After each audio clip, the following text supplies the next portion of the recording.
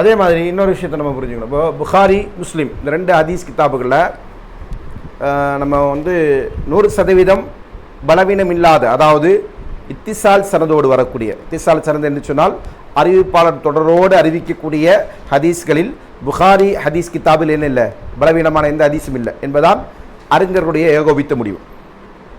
அதே நேரத்தில் தாலிக்கா வரக்கூடிய செய்திகள், தராஜிம் பாபுடைய தலைப்பாக வருகிற செய்திகள், சில குறிப்புகளாக வரக்கூடிய செய்திகளில் பலவீனம் இருக்கிறது. இதில் புகாரியில் இந்த வாதத்தை சஹி முஸ்லீமுக்கு வைக்க மாட்டாங்க.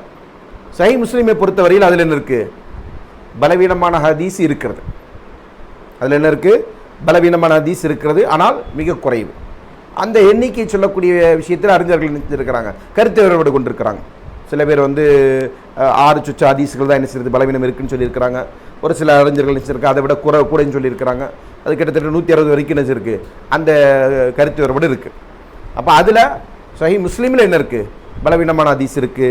அதனால் நம்ம என்ன செய்யலாம், அஸ்ஸஹு கிதாப் என்று சொல்வது புகாரி மட்டும்தான். புகாரியில் என்ன இல்லை, அப்படியான ஹதீஸ்கள் இல்லை.